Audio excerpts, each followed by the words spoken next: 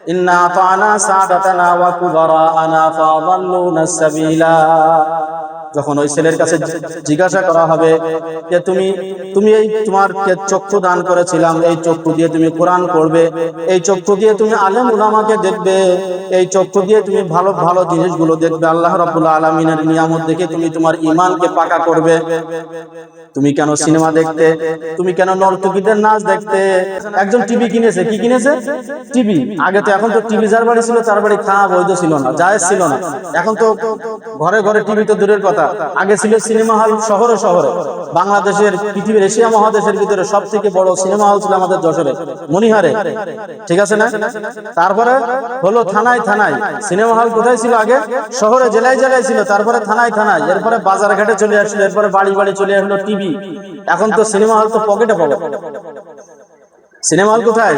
পকেটে পকেটে। এইরকম একজন টিভি কিনেছে, তা জিজ্ঞাসা করতেছে তুই টিভি কিনলি কেন? তুমি টিভি কিনলে কেন?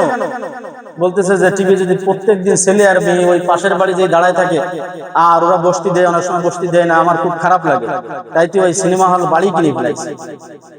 আচ্ছা, সিনেমা হল যে কিনলো কার সন্তুষ্টির জন্য? এই সন্তানের জন্য যে আমি গুনাহের একটা পথ, একটা পন্থা চালু করে গেলাম, এই সন্তানকে আমার আপনার গুনাহের ভাগীদারি নিবে, ভাগীদার হবে? ইন্না আতানা সাদাতানা ওয়া কুবারাআনা ফাআদাল্লুনা সাবিলা।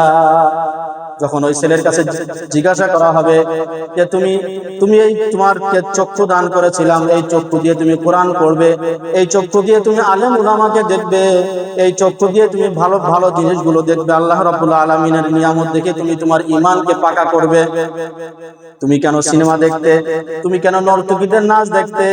তখন আল্লাহ রাব্বুল আলামিনের কাছে ওই সন্তান কিন্তু বলবে রব্বানা রব্বানা আতানা সাদাতানা ওয়া কুবারাআনা ফাআদাল্লুনা সাবিলা।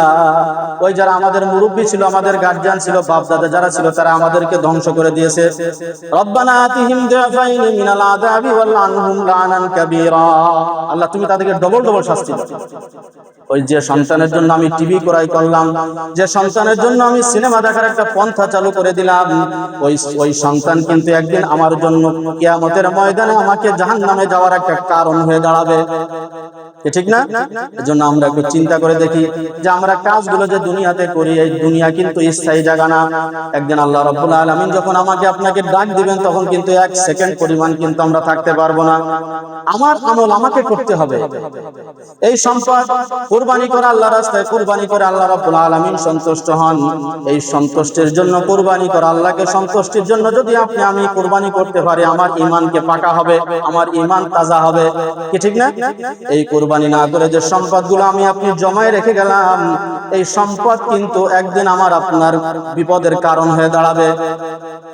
ওমা তারাকনা খাসারনা ওমা তারাকনা খাসিরনা। আমি যেটা মৃত্যুর পরে আমি আপনি সেটা চিন্তা করতে থাকবো।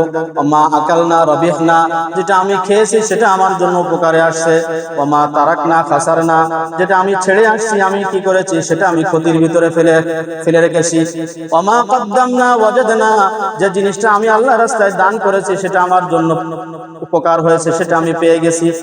এই যে কুরবানিটা, শুধু কুরবানি না, এই দান সাদকা কুরবানি হজ যাকাত যেটা আমার আপনার ইবাদতের জন্য আল্লাহ তাআলা রেখেছেন, পন্থা রেখেছেন, এটা আমার আপনার ইবাদত, এটা আমার আপনার জন্য কি ইবাদত।